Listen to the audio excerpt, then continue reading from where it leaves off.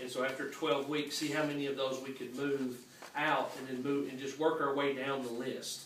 And that's kind of how we've done it, and it's really it's worked. In January, Jim Strayer, who's the regional sales guy for Scholastic, called me and he says, "Do you care if we do a data analysis on Franklin Simpson High School?" And I said, "Sure." I said, "What's it going to cost?" He said, "Well, it's normally $3,500, but we're going to do it for free." I was like, "Okay." So he did it, and in February we met with them, and they came in, and they had like 4 people from their offices and different places there. They had a guy on speakerphone, and a guy Skyped in, and I was like, "Man, really, what's going on?" Because they wouldn't really tell us what was really the reason for the meeting.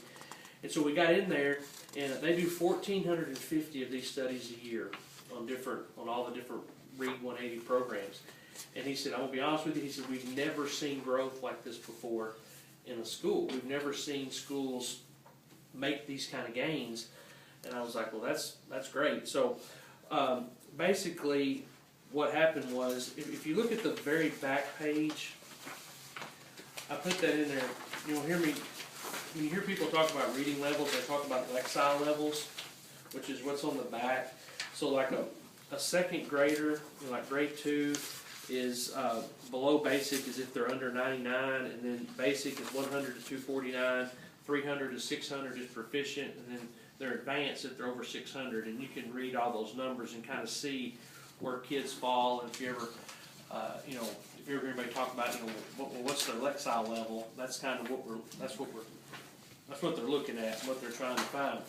But if you go back to the very first page, of the 49 students, when they took the data of the 49 students, 29 of them, which is 59%, had demonstrated at least 1 year's reading growth.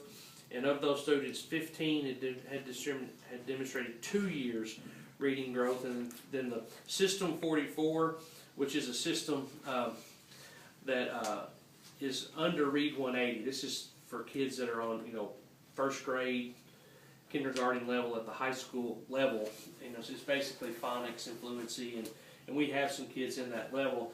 The central office decided to purchase that at Christmas and said they'd seen some success with Read 180, so they decided to go ahead and implement that in the DIC. That's what the System 44 stuff is. But the data was taken from August 17th to January 15th. That's on page 2. And some of those SPI and SRI numbers, that's just pre-test and post-test that we give along the way. But the thing I really want you to see is, if you look on the page 8, it says the Read 180 Superstars. These are the top 13 students, and you can see the year's growth on the far right-hand column that these kids moved. Like, some of them started on August the 17th, like the very first one, student 1, he scored a 524 on his SRI, so that's his Lexile level.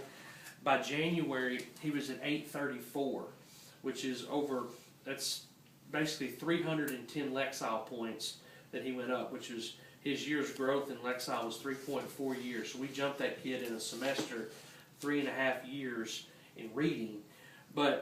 And then you can look at, the others, 200, they went up significantly. Those 13 kids that they classified as superstars.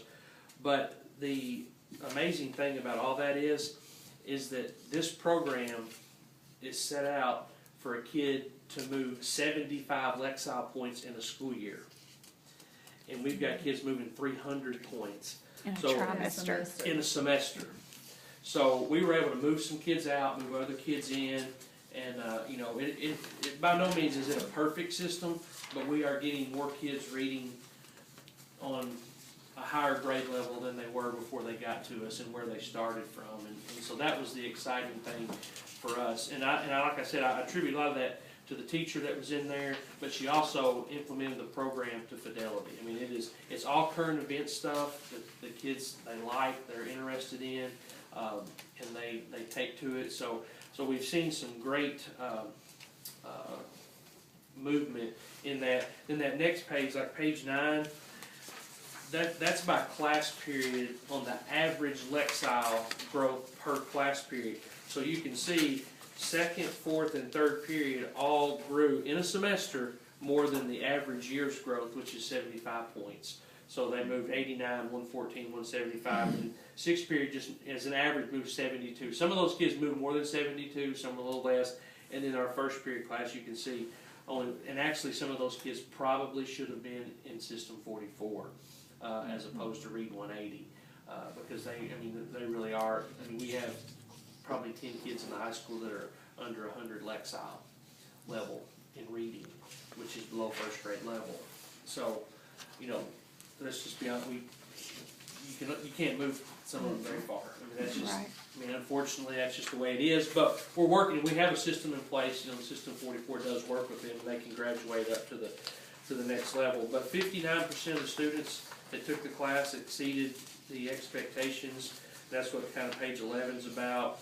And then the other page 11 is shows the approximate grade level growth of each class period. So the program has been very, very effective. It's been very good. I'll be honest with you, I was disappointed, and I sent a letter to 65 8th graders that were going to be freshmen this year, and I set money aside for our Read 180 teacher to work in the summer in 3-hour, 15-minute blocks, and we've only got like 8 kids that showed up out of 65. We approach it as an enrichment, not a summer school that you fail. We're just trying to get some more of those up to grade level that are right on the bubble. The ones that are at about a 600 Lexile 7. Try to bump them up over the summer. But hopefully, it's time. We're still calling and trying to get someone to come in if we can get them here. For the last couple of weeks to continue reading. But the program works, and like I said, all that is in detail in these books if you want it. But they put this together.